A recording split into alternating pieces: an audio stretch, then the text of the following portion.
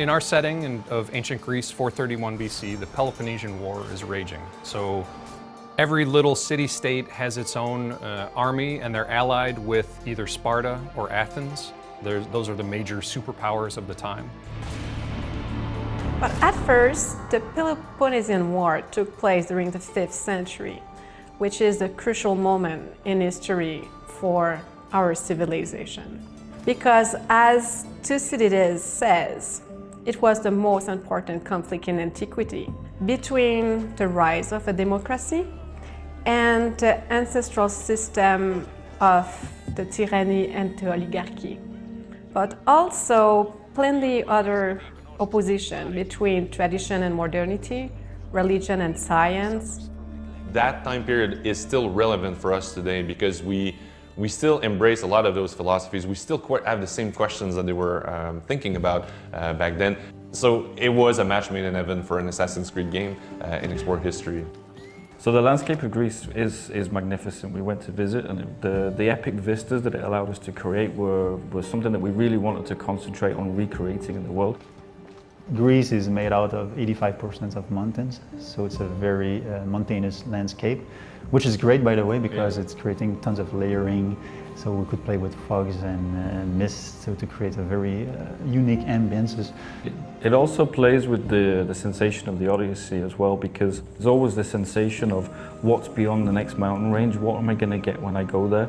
You always get a really cool view as you come over the hill and you see the next region lay out in front of you. That really reinforces the sense of you being on your own Odyssey. For us, Greece needed to be colorful and very lush, because that's what most people have in mind when they think of that amazing land. We pushed saturation and colors quite a lot in our game, even though we had different biomes also in it. We knew that this world was going to be huge, so it was super important to make sure that we kept it interesting for the player. So as they go from region to region, it's not always just the typical picture of Greece. We saw snow-capped mountains and we saw lush spring valleys and things, so we wanted to really recapture that and make sure that we gave that to the player when they went on their journey. Reconstructing ancient Greece was quite a challenge.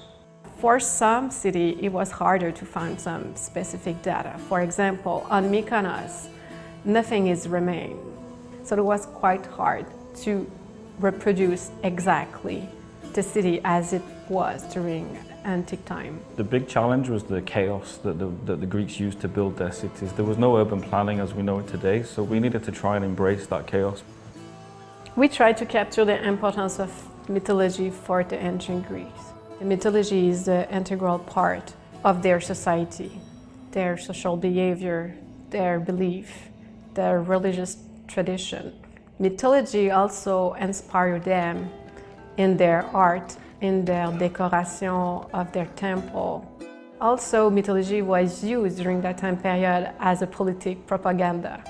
So again, it comes down to a lot of research and working very closely with the historians to make sure that the actions and the behaviours of what people are doing in the world is credible to our time period. So the Meteorai system is still present, people still live their own lives, they have their own schedule.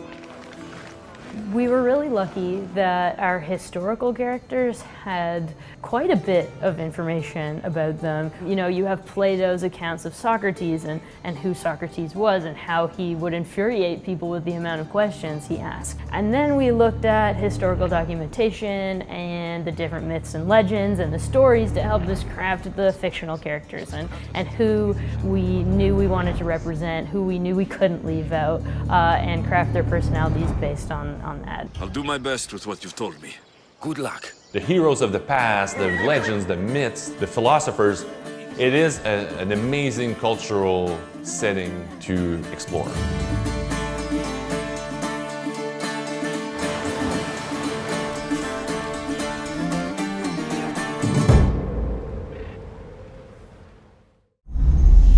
Assassin's Creed Odyssey, available October 5th.